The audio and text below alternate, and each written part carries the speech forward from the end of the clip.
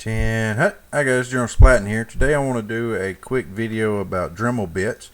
Mateo0661 asked me to talk about the bits and possible uses for them in figures and models and miniatures. So that's what I'm going to do.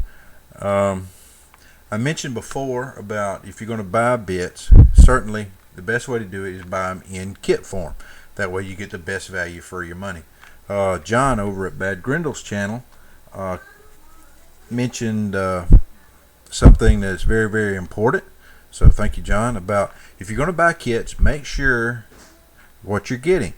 You don't want to get a kit, say, of like 100 pieces in it, and 98 of them be sanding disc and cutting wheels down here.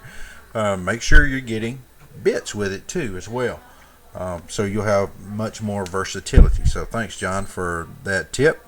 But certainly get them in kit form, save you the most money. Now you're not going to be able to probably get all the bits that you would like or need, and you'll have to buy one or two individually, or ever how many, and spend $2, $3, and $4. But you don't want to buy them individually for everything and spend $2, $3, and $4, because it's going to add up if you get a lot of bits. Best way to get it is go kit form, and then you can add pieces as you need them. So they do make like drill bits. I've broken two already, from 1/32 to 1/8 inch, that you can use. You can find them cheaper. This was like $10 at Walmart, but you can find cheaper sources online. And I'd recommend, not getting the whole kits. Just get what size you think you'll need. Buy one where you get like 5 bits for $10, or $5 or whatever, the exact same size. So when you break one, you still got another one there to be able to use for pinning and things of that nature, and drilling out gun barrels. So that's my recommendation for drill bits. Now, as far as uses for the kit, let's try to go through this quickly. Is you can use the sanding disc. I think they make one smaller than this. This is like 3/8 of an inch or so. Well, a little bit, yeah, something like that. And you just put the little piece that comes with it, slide it in, and do your sanding. If you got a way to make your Dremel stationary through a table where it's upright, you can use this like a drum sander, where you've got it spinning here, then you move your model or your figure into it to work on it. And then you have also the larger ones that would do the same thing. They're made out of cardboard with an abrasive glued on.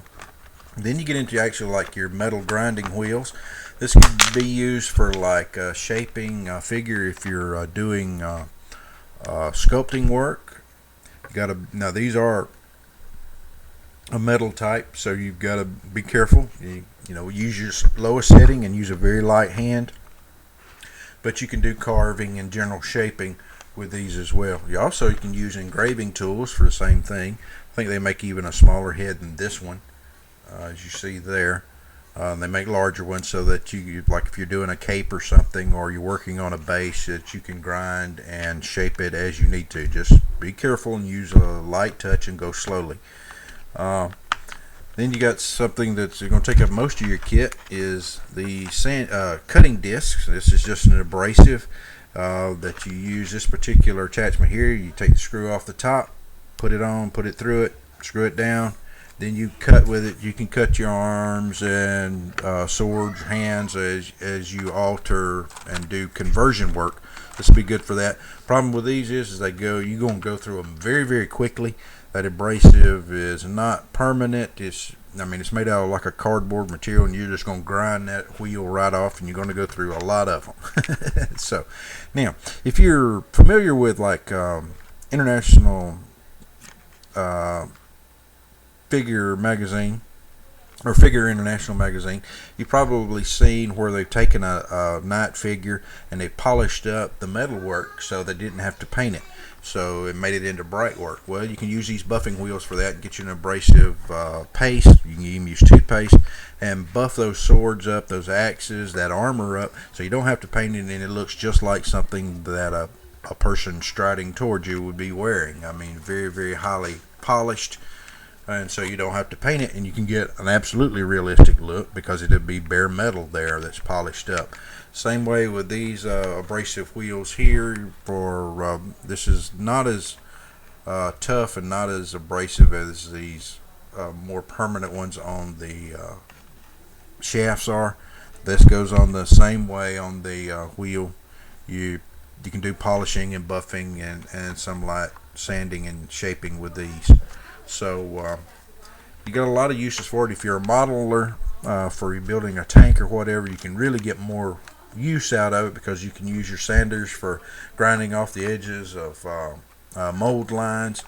If you want to polish your figures, they make several wire polishing and cleaning and deburring type attachments. These are made out of plastic. This one has actual metal on here, so get the plastic ones. That's what I recommend. To be less chance to really gouge and mess up your miniature, but it can do some polishing and deburring work for you with those. So a lot of uses out of this. You can do a lot of things with it. You have to go slowly, take your time, and you can really use a lot of it in the figure hobby, especially if you're doing, like I said, conversion work and need to cut things off. You can do them really fast. They do make metal, like a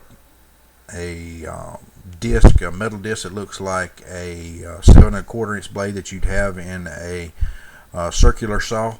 You can get those to do cutting with. They make a lot of other accessories besides what's here, but I recommend you get them into kits, save money, and then buy the pieces piecemeal as you need them to add to your collection. So you can do anything from sanding to cutting to grinding to shaping and carving with these, and like you're building bases and terrain, got a lot of carving options and grinding options. Once you get that general shape down, then you can really refine it with these type tools. So you can get a lot of uses out of it. You just got to be careful to do so. Well, that's it for the video. If you have any questions or anything I didn't cover or want to ask about, please do. Thanks to Mateo0661 and John over at Bad Grindles, and like I said, thank you Mateo for the questions and comments, and sparking another video. So that's pretty much it. Ask you please comment, rate, and subscribe. This is General Splatton. I'll talk again. Dismissed.